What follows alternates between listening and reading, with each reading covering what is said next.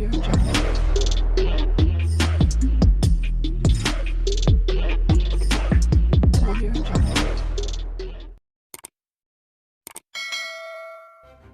kasih kerana memilih channel ini. Sebelum kita mulakan video ini, sila pertimbangkan untuk menekan butang like, share dan subscribe dan aktifkan butang lonceng anda agar anda sentiasa mendapat info-info percuma pada setiap hari dari channel kami. Dan tinggalkan komen anda kerana komen anda amatlah dihargai.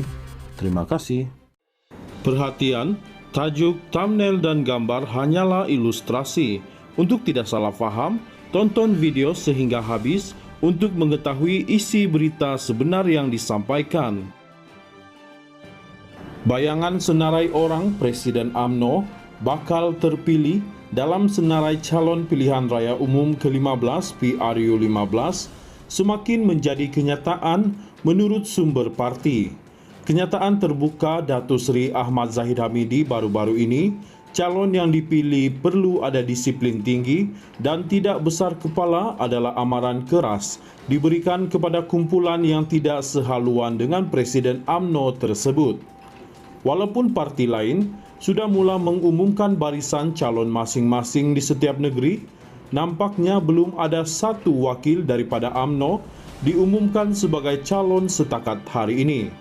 Malah, pemimpin UMNO sama ada ketua bahagian dan penyandang kerusi parlimen setakat ini tidak berani mengumumkan diri masing-masing bakal dicalonkan. Malah ada yang berhati-hati dengan mengeluarkan sebarang kenyataan berhubung isu pencalonan. Senarai calon sudah dihantar semua bahagian UMNO seluruh negara untuk dipertimbangkan, namun ia belum menjadi jaminan nama yang disenaraikan itu bakal dipilih sebagai calon. Untuk rekod, Zahid Hamidi kini merupakan individu paling berkuasa dalam parti kerana statusnya selaku Presiden UMNO dan pengerusi Barisan Nasional BN. Yang bermakna watika calon hanya akan ditandatanganinya. Malah, terdapat penyandang kerusi parlimen yang sudah mula menghidu nama mereka tidak tersenarai sebagai calon pada pilihan raya umum ke-15 PRU15 kali ini. Ia menyebabkan keresahan di kalangan mereka, khususnya mereka yang berada di kem naib Presiden Datuk Seri Ismail Sabri Yaakob. Walaupun menyedari bakal tersingkir, terdapat penyandang kerusi parlimen mengambil langkah awal dengan mempromosikan diri sendiri untuk diangkat sebagai calon.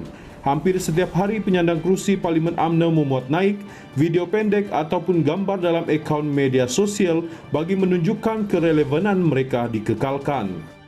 Pelbagai program dan kunjungan rumah ke rumah dijalankan untuk menunjukkan mereka buat kerja di kawasan ketika ini.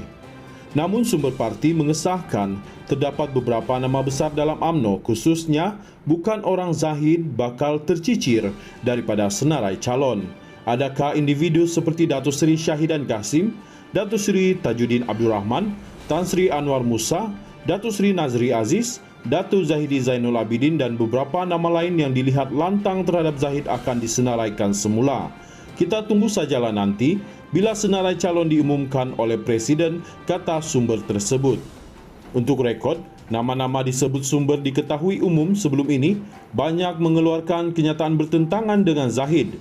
Tidak kurang di kalangan mereka yang berani mengkritik secara terbuka.